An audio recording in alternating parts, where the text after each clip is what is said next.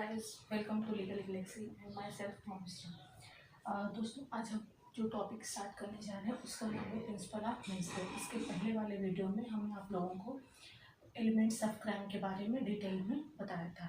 देखिए, अगर आप उस वीडियो को नहीं देखें तो पहले जाके उसे देख के आइए, उसके बाद इस वीडियो को देखिएगा, क्योंकि आप पहले एलिमेंट्स ऑफ क्राइम समझ लीजिए, तब पर्टिकुलर मेंस्ट्रुआ क्या होती है आपको अच्छे से और समझ में आ जाएगा। देखिए, प्रिंसिपल ऑफ मेंस्ट्रुआ की जब हम बात करें तो एक मैक्सिम है जो सबको पता है, एक्टस नॉन फेसिट रियम नेसी मेंसिटा, मतलब कोई भी कार्य तब तक अपराध नहीं होता है जबकि उसे दुराशय से न किया गया हो।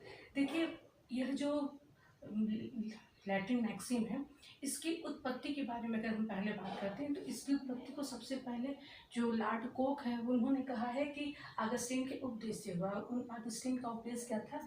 रियम यूनिकल नॉन फेसिट नेसी मेंसिट रिया। आप इसे बहुत कम लोग जानते हैं, लेकिन इसकी उत्पत्ति इसी से हुई है, एक्टस नॉन फेसिट्रियम नेसीमेंसिट्रिया, जिसको हम लोग पढ़ते हैं या लिखते हैं अपने आंसर में।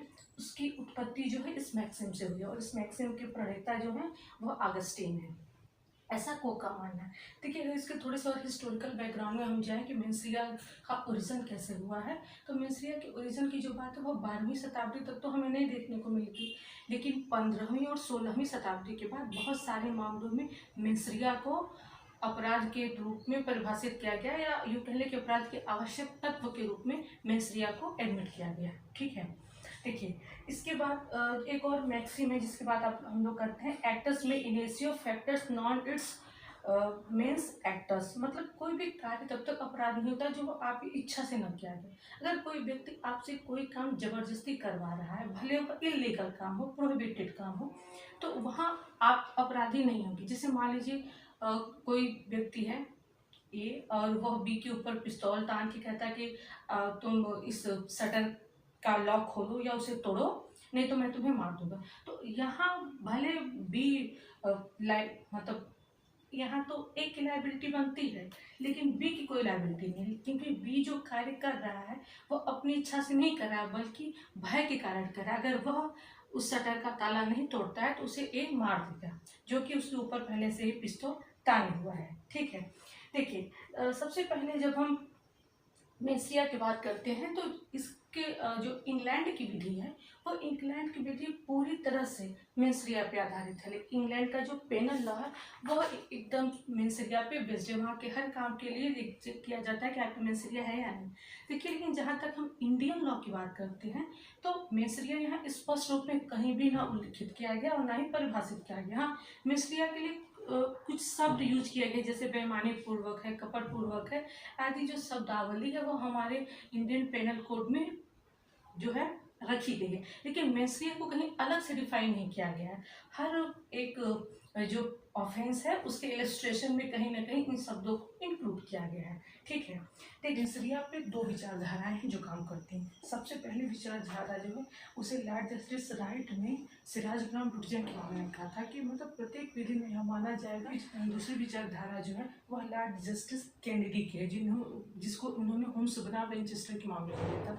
उसमें लॉर्ड जस्टिस कैनेडी ने यह कहा था कि प्रत्येक मामले की या प्रत्येक संविधि की व्याख्या शाब्दिक रूप से करनी चाहिए जब तक इसमें स्पष्ट रूप से मेंस्ट्रुआ की बात न कही गई। ठीक है, देखिए, दोनों विचारधारा में मेंस्ट्रुआ की बात करते हैं, लेकिन इसमें ज़्यादा जो कॉन्फ्लिक्ट हुआ था वो दो केसों में हुआ था, एक आर्गनम डाल्सन के मामलों में, एक आर्गनम प्रिंस के मामलों में, कि मेंस्ट्रुआ वाकई में माना जाएगा या नहीं माना जाएगा, उनकी परिस्थितियाँ कैसे। और हर जगह बहुत से ऐसे अपराध हैं जिसमें कहीं कहीं मेंस्ट्रुआ मानी गई, कहीं कहीं मेंस्ट्रुआ नहीं मानी गई। तो देखिए, आप इस चीज़ को भी समझ सकते हैं कि कहीं ना कहीं जो परिस्थितियां हैं या केस लॉ है या समय है या टर्म कंडीशन है, उस आधार पर भी मेंस्ट्रुआ की अलग अलग तरीके से व्याख्या की जाती है। ठीक है, लेकिन फिलहाल हम जो इसमें पढ़ना आप लोगों को बताना चाह रहे थे वो यही बताना चाह रहे थे कि प्रिंसिपल ऑफ मेंस्ट्रुआ क्या है। तो हमने पहले ही आपको बताया था कि दो मैक्सिम पे बेस्ड है, एक्टस नॉन फेसिट रियम नेसी मेंसिट्रिया, एक मैक्सिम ये है, और दूसरी जिसकी उत्पत्ति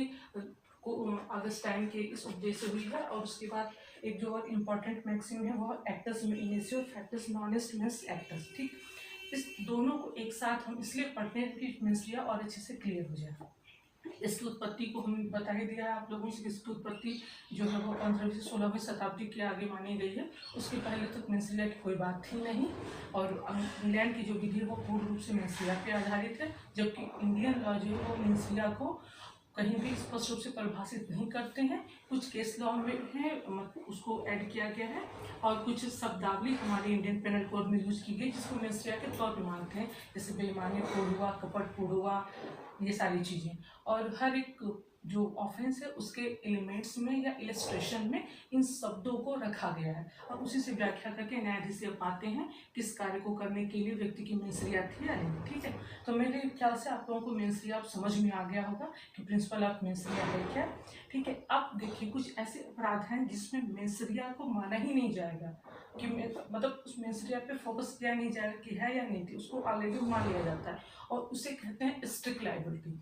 ठीक है, स्ट्रिक्ट लायबिलिटी का पूरा चैप्टर है जो हम आपको अगले वीडियो में पढ़ाएंगे, और वहाँ आप लोग को बताएंगे कि इस मेंसरिया के एक्सेप्शन क्या क्या है, क्यों कब मेंसरिया ना होने के बाद भी आपको पनिशमेंट दिया जाएगा। ठीक है, तो आज के लिए इतना ही पर्याप्त। आई होप आपको ये अच्छा लगा होगा, तो वीडियो को लाइक और शेयर करना मत भूलिएगा। अगर आप चैनल पे नए हैं तो इसको सब्सक्राइब जरूर कर दीजिए। Okay, thanks to all.